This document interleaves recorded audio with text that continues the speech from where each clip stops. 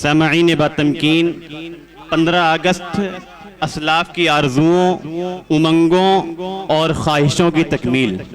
15 اگست بزرگان وطن کے دیرینہ خوابوں کی حسین تعبیر۔ 15 اگست جہاد حریت کا آخری تابناک ورق۔ 15 اگست جبر و استبداد کے مقابلے میں ہمتوں جمع مردی کا نشان جمیل۔ 15 اگست آزادی افکار و خیالات کا خوبصورت موقع۔ 15 اگست کشور ہندوستان میں انگریزوں کے زوال کی داستان۔ 15 اگست 15 اگست ہمارے ملک عزیز ہندوستان پر انگریزوں کے لیے غاصبانہ قبضے کی اداس شام، اور ہمارے لیے آزادی وطن کی صبح درخشاں۔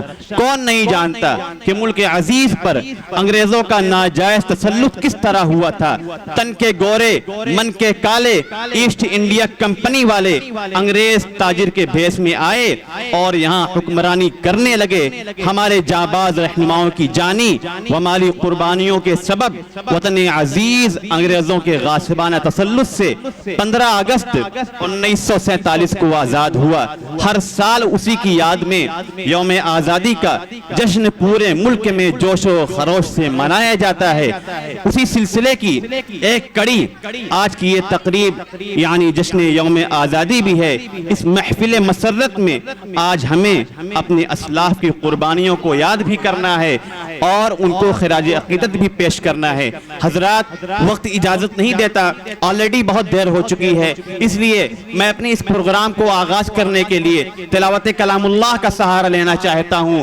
اور تلاوت کلام اللہ ایک ایسی کتاب ہے کہ جس کے بارے میں کہا گیا کہ لو انزلنا هذا القرآن على جبل لرأيته خاشعا متصدعا، کہ اگر یہ قرآن کسی پہاڑ پر نازل کیا جاتا تو وہ پہاڑ ریزہ ریزہ ہو جاتے۔ لیکن قربان جائیے، اللہ تعالیٰ نے اپنے حبیب جناب نبی کریم صلی اللہ علیہ وسلم پر اپنا پاک قرآن اتارا۔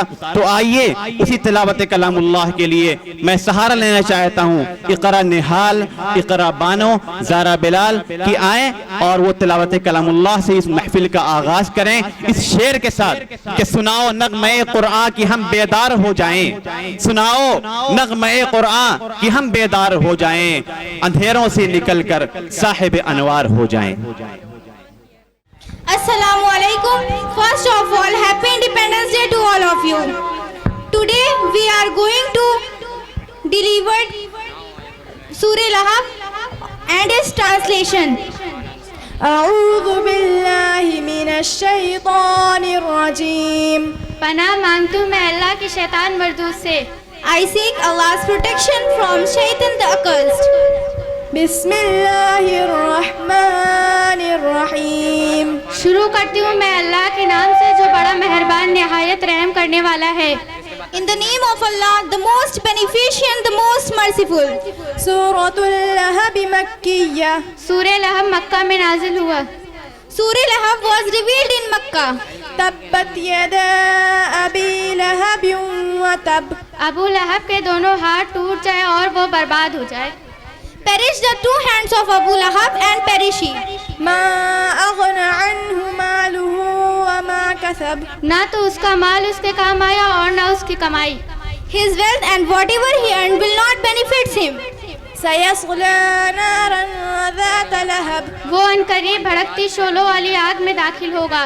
He will enter to the burn of fire of blazing flames. وامرأته حمالۃ الحطب، اور اس کی بیوی بھی جو سر پر لکڑیاں لاد کر لاتی ہے.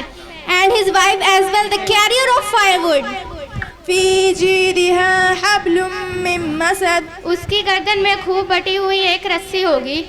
Around the neck of robe is a twisted fiber. صدق اللہ العظیم. Thank you for listening to me. Have a nice day. Jai Hind.